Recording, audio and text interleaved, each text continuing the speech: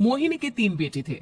पति खूब अच्छा कमाता और बड़े घर की ऐश सब था मोहिनी के जीवन में। लेकिन एक चीज जो नहीं थी वो थी सुकून। मेरी बहन और मेरा भाई दोनों गरीब, लेकिन मैं मेरे पास तो नोट की बरसात है। तभी मोहिनी की बहन बीना उसके दरवाजे आ जाती है। अरे मोहिनी कैसी है? मेरे घर में ना सिलेंडर खत्म हो गया है। तेरे पास तो इतने पैसे हैं, भरवा देना मेरा सिलेंडर।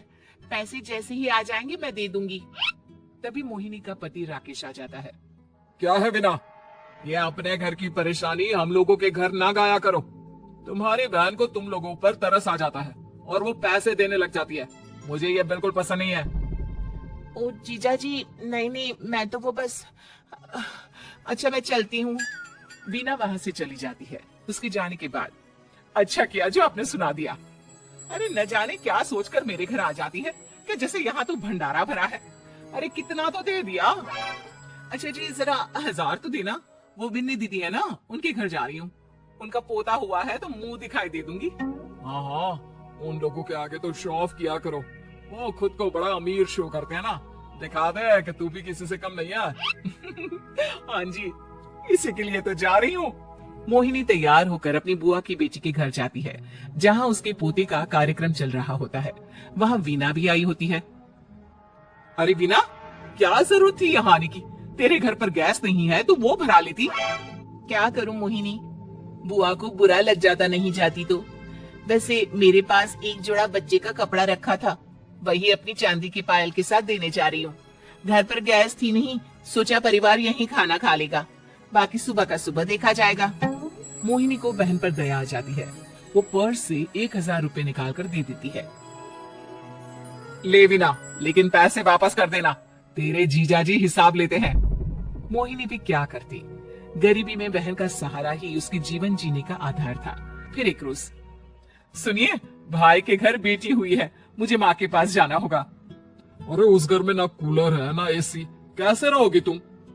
हाँ वही सोच रही हूँ कि अकेली जाऊं, बच्चों को साथ ना ले जाऊं। चले जाओ, लेकिन ये जो तुम अपने गरीब परिवार से मिलने चली जाती हो ना, मुझे बिल्कुल अच्छा नहीं लगता। पता नहीं मैं भी कैसे मैनेज करती हूँ, लेकिन क्या करूं। मोहिनी भाई भाभी के घर आती है। मोहिनी कैसे आना हुआ? तू यहाँ हम लोगों के घर रह लेगी या फिर किसी होटल में रहेगी? क्या हो गया है माँ, मोहिनी को क्यों ऐसे बोल रहे हैं आप? अरे तू नहीं जानती अपनी ननद को, पैसे वाली है ना, तो ऐड कुछ ज्यादा ही है।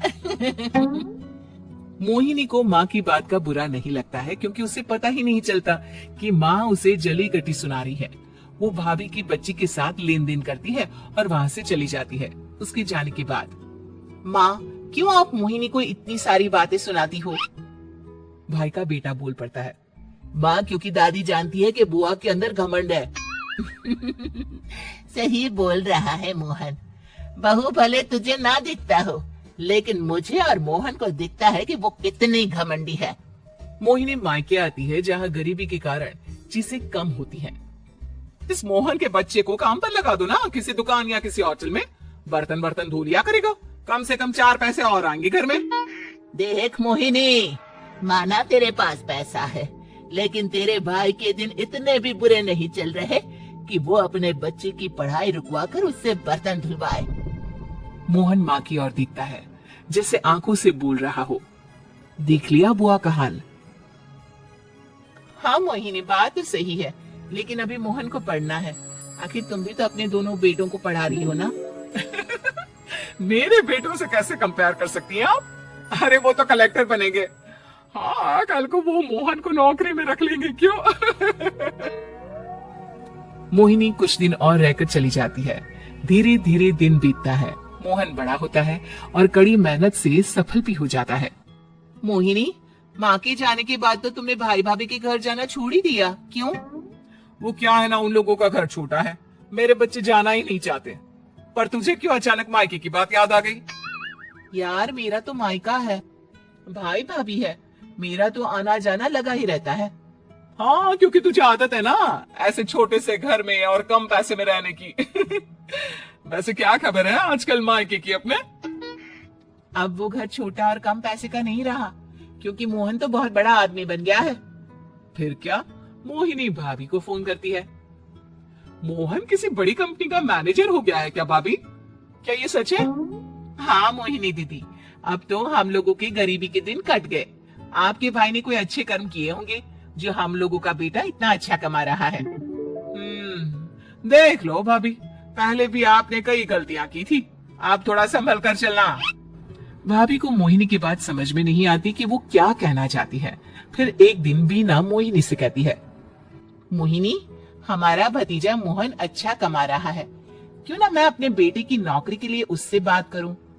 अरे बुआ का बेटा है, ये सोचकर मदद तो करेगा ना? हाँ हाँ, क्यों नहीं करेगा, उसके बुरे दिन में तो हम भी खड़े थे। मोहन को वीना फोन करती है और अपने बेटे की मदद करने की बात करती है। हाँ हाँ बुआ, क्यों नहीं, आप सिद्धार्थ को भेज दें, मैं अपनी ही कंपनी में उसकी नौकरी करवा देता हूँ। दिन बीतते हैं, अब वीना के हालात भी अच्छे हो जाते हैं।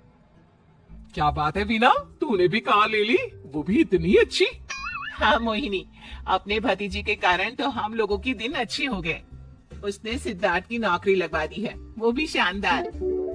ठीक है, लेकिन पैसे ख्याल से खर्च करना। वो क्या है ना, पैसे आने आसान है लेकिन संभालने मुश्किल। मोहिनी घर पर अपने पति से बात करती है। देखो ना, सबके पास पैसे हैं, एक वक्त था जब मैं ही अमीर हुआ करती थी।